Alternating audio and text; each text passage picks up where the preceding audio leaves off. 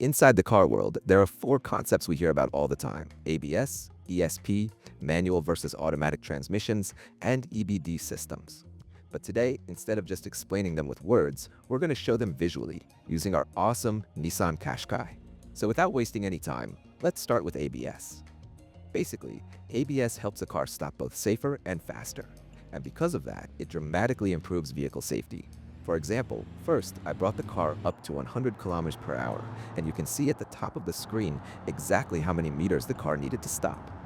Right now, the ABS system is on, and as you can see, the car stopped in just 37 meters. Now let's compare it to a car without ABS. We bring the speed back up to 100 kilometers per hour, and immediately you can see the difference. The car becomes extremely unstable under braking.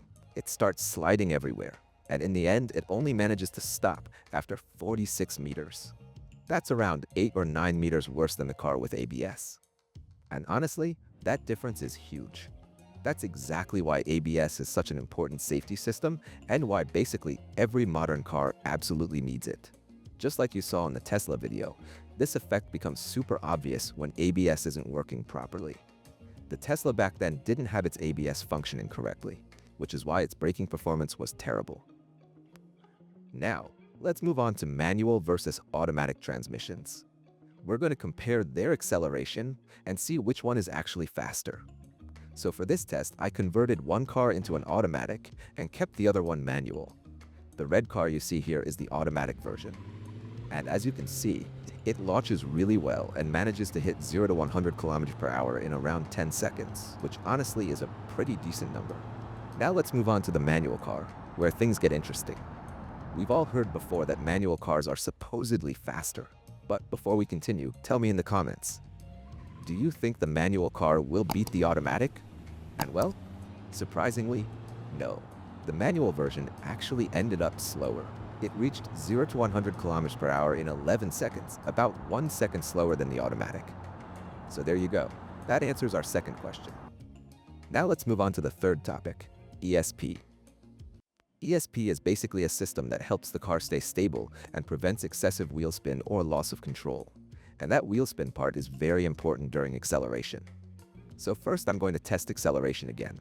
This time both cars are automatic, but one has ESP turned on while the other has ESP turned off. First, let's test the car with ESP on. As you can see, this car manages 0 to 100 kilometers per hour in around 11 seconds. Now let's test the one without ESP, and immediately you can see a massive amount of wheel spin from the driven wheels. But at the same time, the car actually accelerates faster. It reaches 0 to 100 kilometers per hour in around 10 seconds. So the difference between ESP on and ESP off is about 1 full second. That's honestly pretty surprising. I personally always thought ESP would improve acceleration too, but apparently I was wrong. However, even though ESP slightly reduces acceleration performance, it becomes incredibly important for safety. And now, we're about to prove it.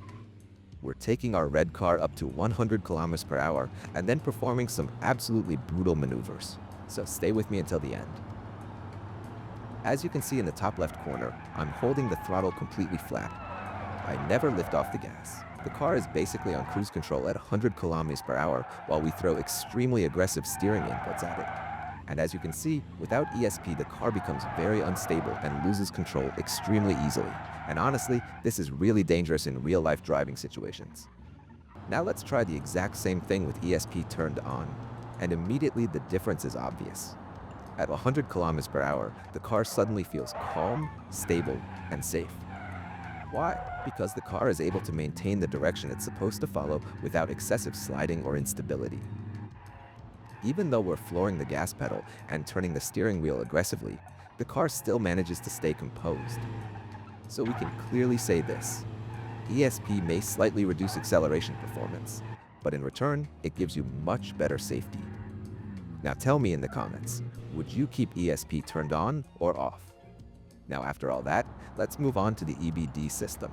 This system is extremely useful. Imagine you're driving down a road and suddenly a car stops right in front of you.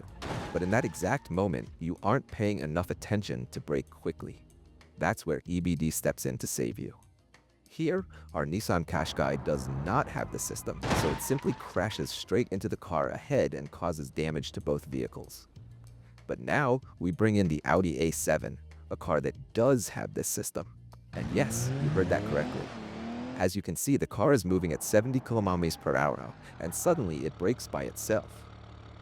Yep, that braking wasn't me. The car applied the brakes completely on its own. And honestly, this is super impressive because it dramatically increases vehicle safety. So now I want you guys to tell me this in the comments. Should I start adding this test into my regular safety and crash test videos? And if there are any other car concepts you want me to explain visually like this, tell me in the comments so I can make more videos about them. Until the next video, goodbye.